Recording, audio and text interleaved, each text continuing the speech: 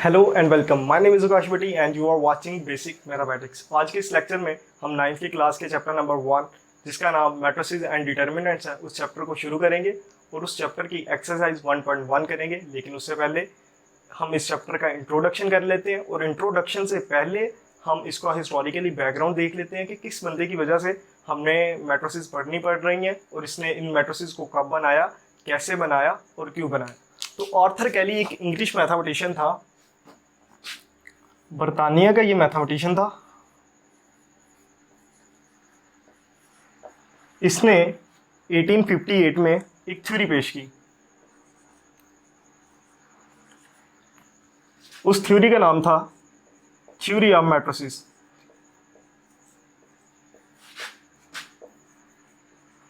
इसी थ्योरी के अंदर इसने मैट्रिसेस का आइडिया दिया। अब देख लेते हैं कि ये यूज कहाँ पर हो रही हैं। मैट्रिसेस जो है इसके बहुत सारे रियल लाइफ यूजेस हैं, जिसमें कुछ आपकी बुक में भी मेंशन है, वो मैं लिख लेता हूँ। ये यूज होती है in the field of mathematics.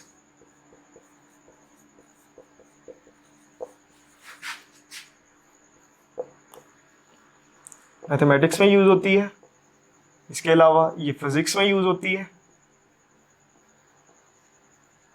इसी तरह स्टैटिस्टिक्स में यूज होती है,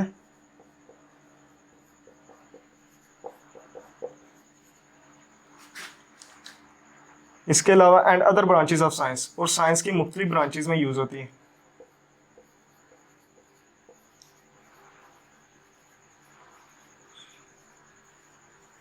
ऑफ साइंस।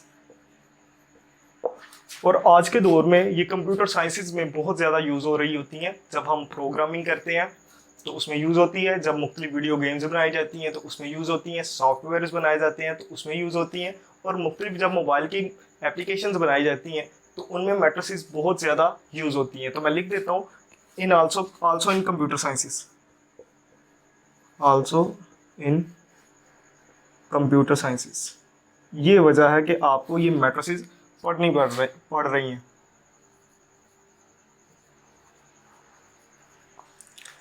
तो एक दफ़ा फिर से रिकॉल कर लेते हैं। आर्थर कैली ने 1858 में थ्योरी ऑफ मैट्रिसेस दी, जिसके अंदर इसने मैट्रिसेस का आइडिया दिया, और ये है उसके यूजेस कि मैथमेटिक्स में यूज़ हो रही हैं, फिजिक्स में, स्टैटिस्टिक्स में और अदर ब्रांचेस ऑफ साइंस में यूज़ हो रही हैं, और आज के इस दौर में कंप्यूटर साइंसेज में बहुत ज़्यादा यूज़ हो रही हैं। तो हम देख लेते हैं कि वो जो इतना ज़्यादा यूज़ हो रही हैं वो मैट्रिक्स क्या है, उसको देख लेते हैं।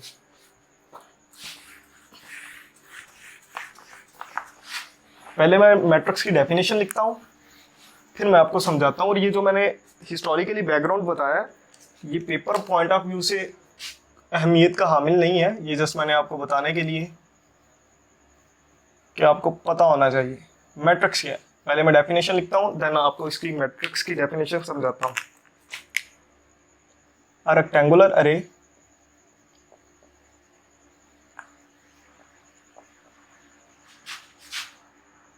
array of real number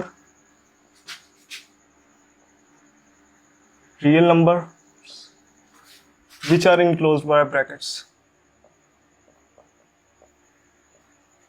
which are enclosed by brackets. Matrix is a array of real numbers which are enclose by brackets. तो फर्स्ट ऑफ ऑल मैट्रिक्स को समझने के लिए अरे को जानना ज़रूरी है। अरे क्या होता है? अरे कहते हैं अरेंजमेंट को,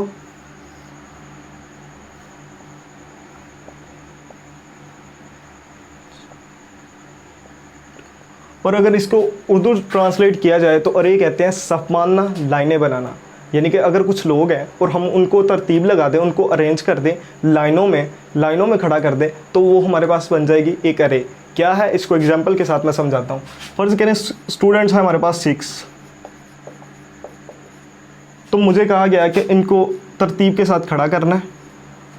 6 स्टूडेंट्स हैं, तो मैं क्या कर सकता हूँ? मैं ये एक तो हल तरीका ये है कि मैं एक स्टूडेंट को इधर खड़ा करता हूँ और इसके साथ ही दूसरे स्टूडेंट्स को खड़ा कर देता हूँ लाइनों में, इसके साथ ही खड़ा कर देता हूँ। एक तो अरे ये है, इधर करते हैं।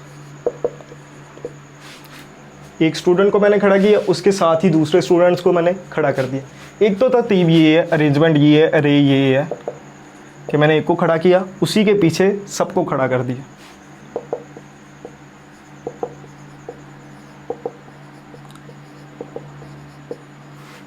ये लाइन आपने देखी हुई है, जब प्लेयर वगैरह के मैच हो रहे होते हैं, मुख्तलिफ मैचेस हो रहे होते हैं, तो तमाम प्लेयर इसी तरह खड़े होते हैं। और ये लाइन भी आपने देखी हुई है, किसी काउंटर के ऊपर बहुत सारा रश हो तो सारे लोग इसी तरह से लाइन बना लेते हैं और इसी तरह से खड़े होते हैं। एक अरेंजमेंट मेरे पास ये भी है कि मैंने एक लाइन के अंदर 2 स्टूडेंट्स को खड़ा किया, इसी तरह मैंने 2 लाइनें इसी तरह की उन्हीं के पीछे और बना दी। ये भी मेरे पास एक अरेंजमेंट है, अरे ये है।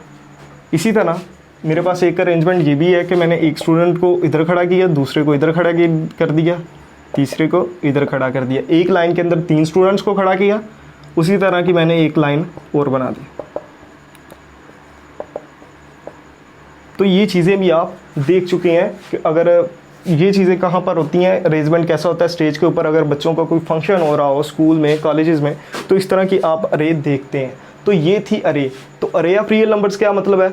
इसका मतलब है कि जब नंबर्स को हम इसी तरह से तरतीब में लिखेंगे, लाइनों में लिखेंगे, तो वो कहलाएगा अरे ऑफ रियल नंबर्स। और जब उसी अरे ऑफ रियल नंबर्स को, उसी अरे को जब हम ब्रैकेट के अंदर बांध देंगे, ब्रैकेट के बाहरी ब्रैकेट लगा देंगे, तो वो हमारे पास बन जाएगी एक मैट्रिक्स। तो आइए इनको नंबर्स के साथ ट्राई करके देखते हैं। ये जस्ट आपको समझाना था कि आपने क्योंकि इस तरह के अरेंजमेंट देखे हुए हैं, तो अब हम नंबर्स के साथ देखते हैं और देखते हैं कि मैट्रिक्स क्या है। मेरे पास कुछ नंबर्स हैं, फर्ज करें मेरे पास कुछ नंबर्स हैं मेरे पास 2, 4, 6, -7, 8 और 9। इन्हीं नंबर्स को मैंने अरेंज करना है, तो मैं इनको अरेंज करता हूँ। तो इधर मैं लिख देता हूँ 2, लिख देता हूँ 4, 6, -7, 8 और 9। ये भी एक अरे है नंबर्स की। इसी तरह मैं ये भी कर सकता हूँ 2, 4, 6, -7, 8 और 9। ये भी एक अरे है। इसी तरह ये भी एक अरे है 2, 4, 6, -7, 8 और 9। ये भी एक अरे है। इसी तरह और ये भी एक अरे है 2, 4, 6, -7, 8 और 9। तो ये चारों हमारे पास अरे है। और जब इसी अरे ऑफ रियल नंबर्स को मैं ब्रैकेट के अंदर क्लोज कर दूंगा, तो ये मेरे पास बन जाएगी मैट्रिक्स। तो ये क्या है? ये मेरे पास मैट्रिक्स है। इसी तरह इस अरे को जब मैं क्लोज कर दूंगा ब्रैकेट के अंदर, तो ये भी मेरे पास एक मैट्रिक्स है और ये भी मेरे पास एक मैट्रिक्स है। इसी तरह ये भी मेरे पास एक मैट्रिक्स है। तो हमने देखा कि मैट्रिक्स क्या है। मैट्रिक्स एक रेक्टेंगुलर अरे ऑफ रियल नंबर्स है जो कि ब्रैकेट के अंदर बंद होती है, उनको हम मैट्रिक्स बोलते हैं। तो इसको मैं कह देता हूँ कि ये क्या है? मैट्रिक्स।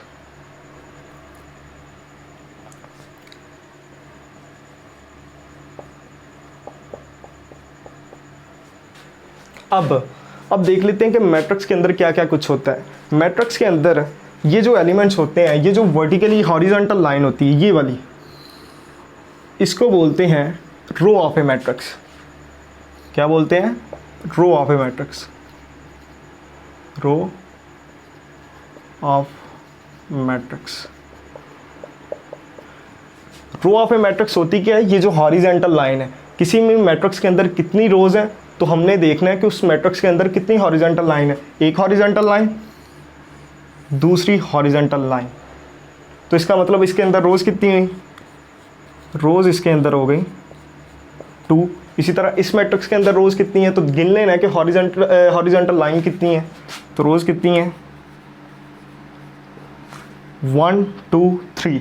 3 हॉरिजॉन्टल लाइन है, इसका मतलब 3 रोज है। इस मैट्रिक्स के अंदर कितनी रोज है, तो गिन लेनी है कि हॉरिजॉन्टल लाइन कितनी है। ये देखें एक हॉरिजेंटल लाइन, दूसरी, तीसरी, चौथी, पांचवी एंड छठी। नो डाउट कि एक हॉरिजेंटल लाइन के अंदर एक एलिमेंट है, लेकिन लाइंस तो 6 हैं, तो इसका मतलब इसके अंदर रोज़ कितनी हुई? 6। और इस मैट्रिक्स के अंदर रोज़ कितनी हुई? एक ही हॉरिजेंटल लाइन है, इसका मतलब एक ही इसके अंदर रो है।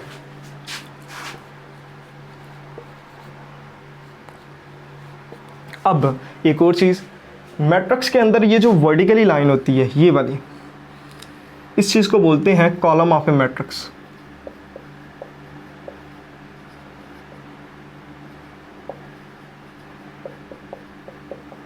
Column of a matrix. अब देख लेते हैं इसके अंदर कितने कॉलम है। तो हमने देखते हैं कि मैट्रिक्स के अंदर कितनी वर्टिकली लाइन है। एक वर्टिकली लाइन, दूसरी वर्टिकली लाइन, इसका मतलब इसके अंदर कॉलम्स कितने हुए? 2 कॉलम्स हुए। जब रोज कैलकुलेट करनी है तो हमने हॉरिजॉन्टल लाइन देखनी है, जब कॉलम्स कैलकुलेट करने हैं तो हमने वर्टिकली लाइंस देखना है। अब इस मैट्रिक्स के अंदर कितनी रोज हैं? कॉलम्स है, सॉरी। तो एक कॉलम, दूसरा कॉलम, तीसरा कॉलम, 3 कॉलम। अब इस मैट्रिक्स के अंदर देखना है कितने कॉलम्स हैं, तो ये भी देख सकते हैं। तो हमने ये देखना है कि इसके अंदर वर्टिकली लाइन कितनी है। एक वर्टिकली लाइन, इसका मतलब एक कॉलम है।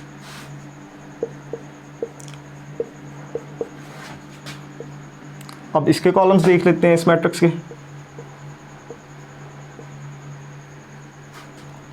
1 2 3 4 5 एंड 6। 6 वर्टिकली लाइन थी, इसका मतलब 6 कॉलम्स है। नो डाउट कि हर कॉलम के अंदर एक एलिमेंट है, लेकिन कॉलम तो 6 है। अब ये चीज़ हो गई। अब मैं एक और चीज़ आपको बताना चाहता हूँ कि ये जो मैट्रिक्स के अंदर जो कुछ भी होता है, ये नंबर्स, ये वाले नंबर्स, ये नंबर्स, ये नंबर्स, मैट्रिक्स के अंदर जो कुछ भी होता है उनको बोलते हैं एलिमेंट ऑफ ए मैट्रिक्स या एंट्रीज ऑफ ए मैट्रिक्स। तो इन चीज़ों को कहते हैं, इन नंबर्स को कहते हैं एलिमेंट्स या एंट्रीज ऑफ ए मैट्रिक्स। तो आई होप कि आपको ये चीज़ें क्लियर होंगी। अब एक और चीज़ है ऑर्डर ऑफ ए मैट्रिक्स। लेकिन ऑर्डर ऑफ ए मैट्रिक्स को बताने से पहले मैं आपको ये बताना चाहता हूँ कि अगर हमसे कोई पूछे कि ऑर्डर ऑफ ए मैट्रिक्स क्या है, तो हमें कैसे पता चलेगा कि किस मैट्रिक्स का ऑर्डर पूछा गया। नो डोंट वरी, मैं अभी आपको ऑर्डर ऑफ ए मैट्रिक्स सिखाता हूँ। लेकिन फ़र्ज़ करें हमसे पूछा गया है कि order of a matrix find करें, तो हमें क्या पता चलेगा कि किस मैट्रिक्स का पूछा जा रहा है, क्योंकि हमारे पास ये भी मैट्रिक्स है, ये भी और ये भी मैट्रिक्स है। तो लिहाजा हम अपनी आसानी के लिए इनको नाम दे देते हैं। जैसे मैं इसको नाम दे देता हूँ मैट्रिक्स डी का, इसको मैं नाम दे देता हूँ मैट्रिक्स सी का, और मैट्रिसेस को नाम देते हैं इंग्लिश के कैपिटल लेटर्स के साथ। इसको मैं मैट्रिक्स का नाम दे देता हूँ, इसको बी का, और इस मैट्रिक्स को मैं नाम दे देता हूँ मैट्रिक्स ए। अब हमसे अगर वो पूछे कि मैट्रिक्स डी का ऑर्डर क्या है, तो हम उसको ऑर्डर बता सकते हैं। लेकिन ऑर्डर क्या है? ऑर्डर सिंपल सा, उसकी डेफिनेशन पे मैं बाद में आऊँगा, लेकिन मैं आपको बताना चाहता हूँ कि ऑर्डर क्या होता है। ऑर्डर होता है सिंपल, नंबर ऑफ रोज़ को क्रॉस कर देंगे नंबर ऑफ कॉलम्स के साथ, तो उस मैट्रिक्स का आपके पास ऑर्डर आ जाएगा।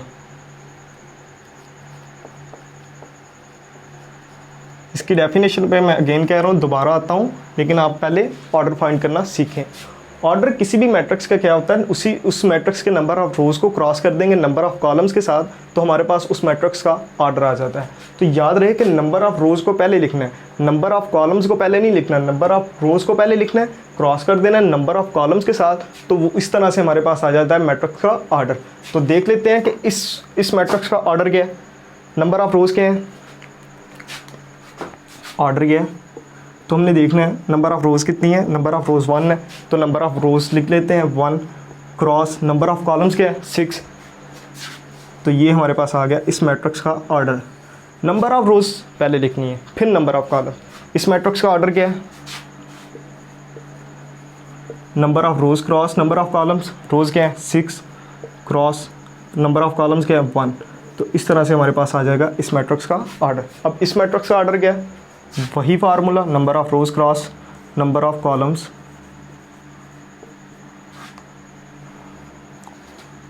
3 क्रॉस 2। अब इस मैट्रिक्स का ऑर्डर आप मुझे बताएंगे। नंबर ऑफ़ रोज़ 2 हैं और नंबर ऑफ़ कॉलम्स 3 हैं, तो ऑर्डर क्या है बताएं जल्दी से। एग्जैक्टली 2 क्रॉस 3 ये आएगा इसका ऑर्डर। अब हमसे कहा जाता है, कोई बंदा हमसे कहता है कि एक मैट्रिक्स है जिसकी बहुत सारी रोज़ हैं और बहुत सारे कॉलम्स हैं, उस मैट्रिक्स का ऑर्डर क्या है। तो हमें नहीं पता कितनी रोज़ हैं और कितने कॉलम्स हैं, तो हम लेट कर लेते हैं कि नंबर ऑफ़ रोज़ कितनी है वो n है और नंबर ऑफ़ कॉलम्स कितने हैं m है। हमें नहीं पता n कितने हैं और m कितने हैं, लेकिन जो ऑर्डर है वो यही तो होता है, number of rows cross number of columns. तो जितनी भी नंबर ऑफ़ रोज़ हैं उनको क्रॉस कर देंगे जितने भी नंबर ऑफ़ कॉलम्स हैं, तो इस तरह से उस मैट्रिक्स का ऑर्डर आ जाएगा। तो देखते हैं ऑर्डर ऑफ ए मैट्रिक्स की डेफिनेशन क्या है। If a matrix has n row,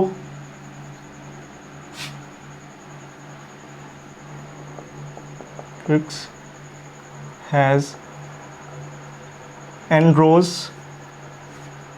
and n columns and m columns,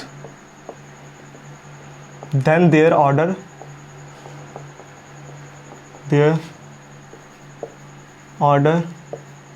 is n cross m।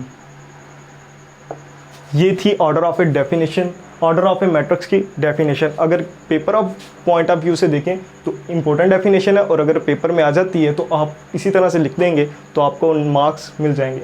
Again सुन लें, ए मैट्रिक्स हैज़ n रोज़, हमें नहीं पता उसकी कितनी रोज़ हैं, और m कॉलम्स है, हमें ये भी नहीं पता उसके कॉलम्स कितने हैं, लेकिन ऑर्डर जो भी होगा n को m के साथ क्रॉस कर देंगे तो हमारे पास उस मैट्रिक्स का ऑर्डर आ जाएगा।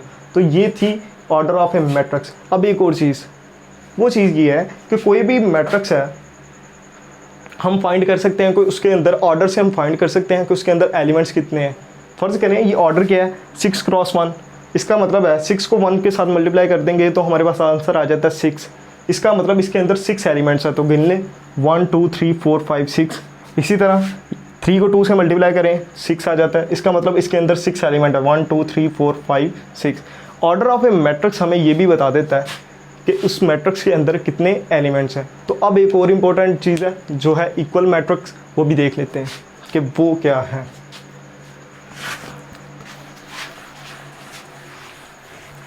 आई होप कि आपको ऑर्डर ऑफ ए मैट्रिक्स समझ आया होगा। बहुत ही सिंपल है, जस्ट आपको पता होना चाहिए पहले कि उस मैट्रिक्स के अंदर रोज़ कितनी है, फिर पता होना चाहिए उस मैट्रिक्स के अंदर कॉलम्स कितने हैं, और देन उन मैट्रिक्स के अंदर जो रोज़ हैं और कॉलम्स हैं उनको आपस में मल्टीप्लाई कर देंगे, क्रॉस कर देंगे, तो हमारे पास उस मैट्रिक्स का ऑर्डर आ जाएगा। अब एक और बहुत ही इंपॉर्टेंट चीज़ है जो कि है इक्वल मैट्रिसेस। अब 2 मैट्रिसेस हैं तो उनको हम मैट्रिसेस कहेंगे। एक मैट्रिक्स है तो हम उसको मैट्रिक्स कहेंगे, लेकिन अगर 2 या 2 से ज़्यादा है तो हम उसको मैट्रिक्स नहीं कहेंगे। हम ये नहीं कहेंगे कि 2 मैट्रिक्स हैं, बल्कि हम कहेंगे कि 2 मैट्रिसेस हैं।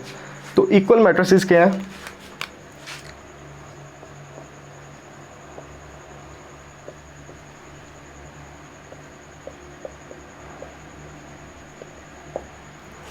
अब पहले मैं आपको एग्जांपल के साथ कुछ क्वेश्चंस करवाता हूँ। अब देखें, हम डेफिनेशन अपनी खुद की बनाएंगे ताकि हमें भूले ना।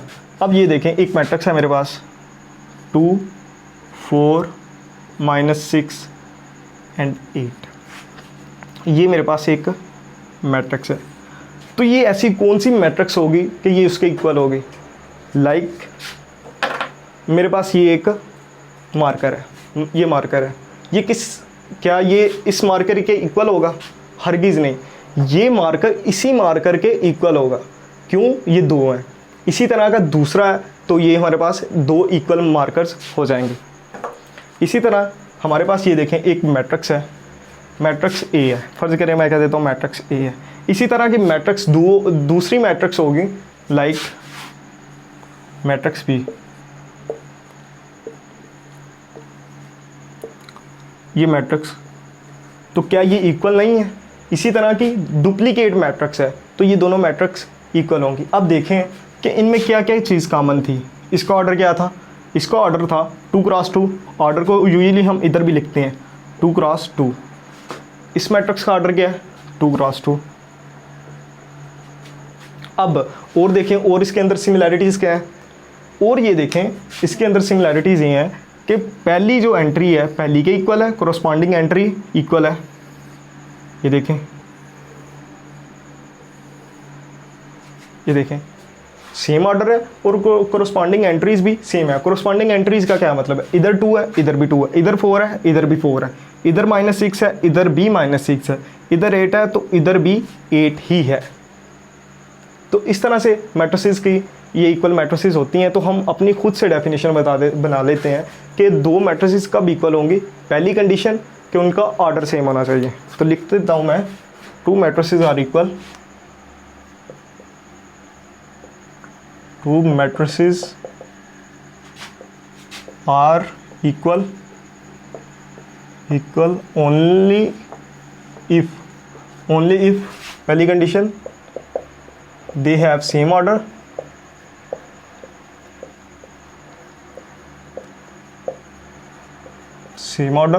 और दूसरी जो कंडीशन है वो ये है corresponding एलिमेंट्स आर सेम।